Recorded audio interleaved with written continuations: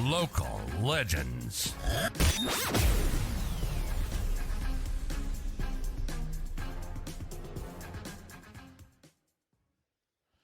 And tonight we're pleased to welcome Jordan Stephen Dermott, Buckingham. Nice name, Bucky. It'd take, if you had to sign your full name, it'd take a while. 25 wickets, 25 games, 90 wickets, an average of 27. And, of course, a member of the team which won back the Holy Grail just over a week ago. Geez, it seems longer than that, Buck. Welcome aboard, mate. No, thanks for having me, guys. And, yeah, it certainly does seem longer than that. We've celebrated pretty hard, so the days have come long, that's for sure. Well, mate, it's well deserved. But we've got to go back to where you started your junior cricket, and we'll take it from there. Yeah, so I obviously grew up in the northern suburbs of Victoria, at home with mum, dad, and my younger brother. So I started playing cricket from a pretty young age at Craigieburn, which is my local club, and then just went down the road to the Greenville Kangaroos, who were still a club in the Victorian Premier Cricket competition.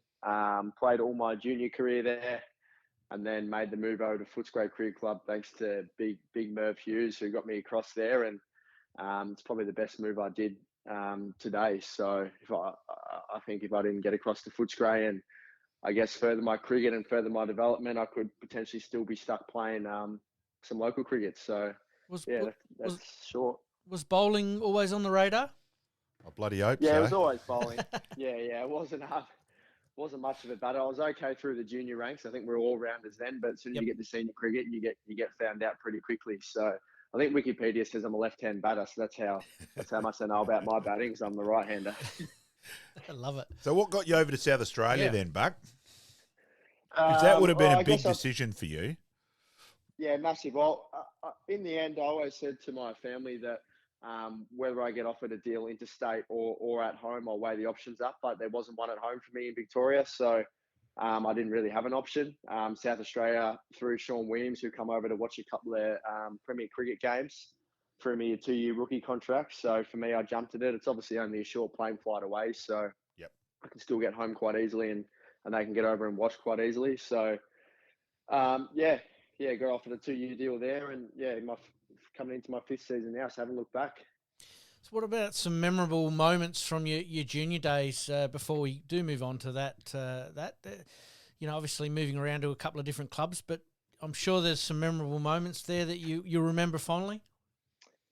Yeah, probably at my first club, Greenville Kangaroos, which still holds a good place in my heart. My mum still goes down there a fair bit and watches the cricket. I won 3 premierships in a weekend. So we won the under-16s on Saturday morning, the under-18s on Sunday, and the seniors on Saturday arvo. So, that's probably, in terms of team success, that's the most success I've had in my career. It's a fair weekend, as a young player. Yeah, so walked away with a few medals that weekend, which was really nice. So how much bowling did you do on that weekend? Yeah, not much in the senior. I can't remember. I don't reckon I bowled many overs in the senior game, but plenty in the 16s and 18s, that's for sure. So coming over here, and one thing I will say, you are massively respected at West Torrens for your commitment to the club. You mightn't have been overly happy at missing a game for South Australia over in Victoria, and flew back and paid for it yourself to play a club game for West Torrens. And I know you're just hugely respected there. You're always there. I love your commitment in that regard. So you getting over here and then just fitting in like a glove to South Australian cricket, mate. Yeah, well, that means a lot actually, because I do. You're never too big from where, obviously back where you came from. So for me, I made it through grade cricket, and I had 3 or 4 years slaving away in Victorian Premier Cricket there to even get a look in on a list. So I love my time at West Torrens. I love the fellas there, and when I can get back and play a game, I make sure that I do. Whereas I guess some guys get the option and I guess look after their bodies and have a rest, which I completely understand as well. But while I'm still young, I want to bowl as much as possible. So if I can get a chance at getting back to West Torrens, I try to always do that. Yeah, I'll go a bit further there, Bucky. Even when you're not playing, you're still always there. Like basically I think every West Torrens game I've been at, if you haven't been playing, you've been there. Yeah, I'm an avid watcher. I like mixing the cordial for the boys as well. So I get out there and help them out. Is that something that sort of came about from your junior days? Is that, once you sort of attach yourself to a club, you sort of rusted on a little bit? Yeah, definitely. I like to think I'm pretty loyal in that Yeah. respect. So I try. Yeah, as I said, at any time I try and get down to trainings on Tuesday and Thursdays and get around the boys and try and have a chat to a few of the young bowlers. Obviously, Mark Harrody's the head coach who was an exceptional fast bowler himself as well, but he's got his hands full down there. So yeah, I try and get down and chat to the young guys, and then on game day try and pass on a little bit of wisdom potentially to some of the first 11 boys. And then debuting for South Australia, mate. Mm-hmm. Go through your first Shield game. Yeah, and how did that all come Yeah. about, and who sort of spoke to you, and go from there? Yeah, I think Wes Agar went down with COVID and started Lloyd Pope. So I don't know. I was sort of around the squad for the games before that. There was a game at the Gabba I didn't play. I remember fondly it was like flooding on day one, and we ended up playing a 3-day game there. That's right. Yeah. And then I come back to Adelaide, probably not thinking I was a chance to play, and then a few guys went down, so I come into the side, which was really nice. Got the news broken, got the family over, which was good. Dizzy sorted all that out, which was nice. And then Frankie Worrell presented my cap. It was against New South Wales. I reckon I bowled first ball of the game, and Blake Nikitaris, who was also on debut, faced the first ball. So it was it was a bit of a nervous sort of moment for me, and it definitely was for him as well. So I was just glad to get to the other end, to be honest, and then picked up a few wickets later in the innings from memory. That's a sportsman's trivia question, that one there. Yeah, and I did. When you said that, I did remember that, Buck. I will say that. First ball Yes. debate. Yeah, definitely. Debut, first bat debut. We that was our first win in a while as well. I reckon Yeah. McSweeney got 98 not out, I reckon, or 98 or 99. Yeah. That was our first win in a few years, so we've come a long way since then. Of course, I will bring up probably one of my favourite deliveries you bowled. Obviously, the game in Queensland where you bowled Quadra out to win the game and promptly ran about 10 million laps. That was sensational. Well, they get asked a fair bit about this. Yes. Yeah, it definitely wasn't a planned celebration. I was just glad to have some faith in me from Limo, who was the captain at the time, to have the ball in hand at such a crucial time. And it was a big wicket, to be honest. Uzi didn't look like getting out there. He was on about 120. No, it was a fair ball. Yeah, he was gonna win in the game, so I think it was gonna take a decent delivery, and I was lucky enough to rip his leg stump out, which was really nice. And I just took off, gave the crowd a little bit, but there was only about 65 people there, so it's pretty embarrassing looking back at it. Nah, it's good. Well, a few more than what you normally get to the Adelaide Oval, Yeah, so we'll get to that. Yeah, we will get to that. That's a bit of a pet thing of mine at the moment. I will admit that. You've also had a fair bit of success with Australia A and that side of things too, Buck. With your first 5-wicket haul against New Zealand and that side of things? Yeah, I think obviously any time you get to represent your country in any way, it's a pretty special moment. So I've always prided myself on, I guess, rising to the occasion. And when you get to that next level, not, I don't know, I think going into my shell, I think I go out there and just treat it like any other game. And I try and do that with the Shield game, although I reckon the final, that's the most nervous I've been in that first spell on day one. But I've been pretty lucky to keep getting the call up to represent Australia A and hopefully get a look in the next tour against Sri Lanka in a couple months' time. Now, Bucky, go through. So you had some injuries and that side of things. How then do you work on trying to get your rhythm back and all that and that side of it? And then has Rhino involved and bowling coaching wise and you evaluating yourself? How do you go about that side of things? Because you've been through that a bit.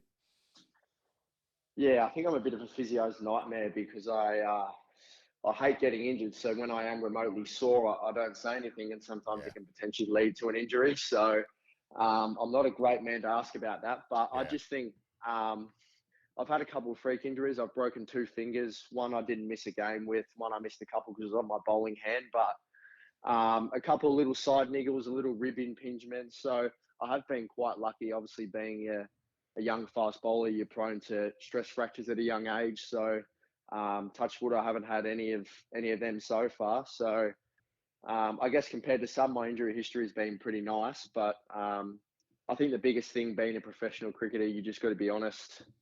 There might be a time when you think that you're fit and you can get through a game, and if you break down halfway, I think there's probably nothing worse for a team than losing a fast bowler during a game. So I'd never want to put the team in that position, but I did get some fond advice at the start of my career from the great man Tim Nielsen. He said, if you miss a game through general soreness, you won't play one. So Yeah, That that's fair as well. that I does reckon. sit pretty. Yeah, that does sit pretty well with me, and I do think about that a fair bit.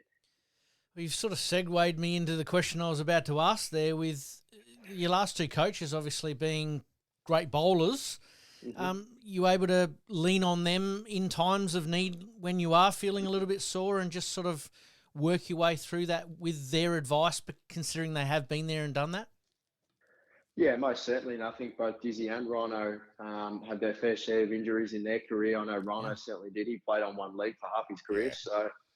So they're both pretty tough characters. I still in a lot of touch with Diz, and it was good to see him around the Shield final after the game because he's played a major part in these last 3 or 4 years and building towards this. So yeah, that was awesome. And Rhino, the new face, who's come on the scene and won 2 titles in his first year. So the expectation, the bar set pretty high, but Rhino's a great man as well. And I used to love watching him growing up as a junior. He was such a fiery, fast bowler. So it's something that I watch really closely. It's interesting with Rhino too, because to start with, he was really regarded more as a batsman who bowled a bit to start with, and then he just gradually got a bit quicker, just built up, and he probably didn't really hit his bowling peak till he was reasonably late, and then he carried that knee injury for the majority of it.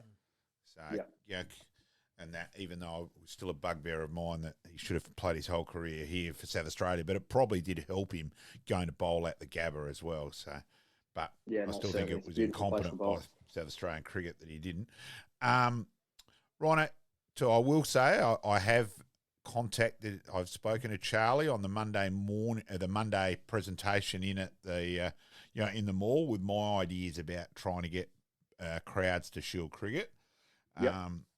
Along those lines, one, get rid of the bloody $10 a fee and get a pension parking fee, not the $17 at the moment, because that's where we've lost a lot of those pensioners, and I'm angry about that, because also that was their social catch up, so many of them, and it's so important for mental health, and I really think that was done poorly. And I will be saying, and a few other things, I think we've got to have coaching staff get kids out on the oval, have barbecues with the players. Let's get more connection, because for myself, as you know, a regular, Shield nut, basically I'm there every game. The frustration of 122 people, and it wasn't 123, it was 122. I counted them in the lunch break against Tasmania to the final.